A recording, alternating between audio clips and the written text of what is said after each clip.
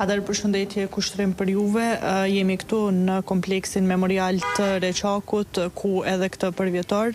kemi pasur homazhe të shumta dhe vizita të shumta nga shumë qytetarë nga të gjitha vendet e Kosovës. Megjithatë, edhe këtë herë këtu ishin liderët shtetëror, presidenti i Kosovës Vjosa Osmani, kryeministri në detyrë Albin Kurti e kryetari i kuvendit në detyrë Djemal Basha, ku të njëjtit thanë se kjo masakër i ka kthyer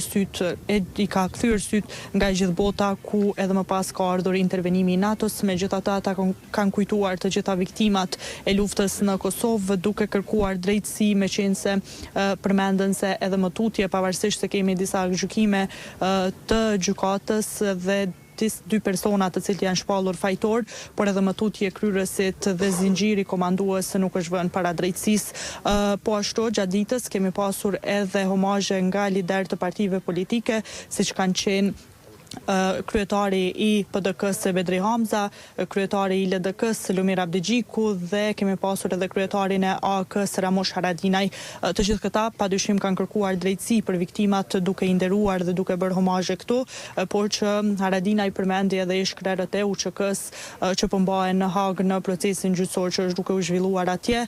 duke kërkuar drejtësi për të njëjtit dhe tha se janë duke u mbajtur padrejtësisht në Hag në gjykimin që tashmë është gati në përfundim të tyre. Kujtojmë se për masakrën e Reçakut, javët e fundit e kemi pasur një akt akuzë të ngritur nga Prokuroria Speciale e Kosovës kundër 21 personave që janë të nacionalitetit serb dhe që është akt akuzë në mungesë dhe që flet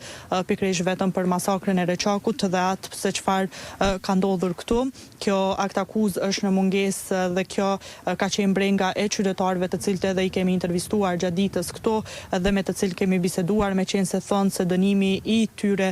nuk do të shkojë në vend dhe kjo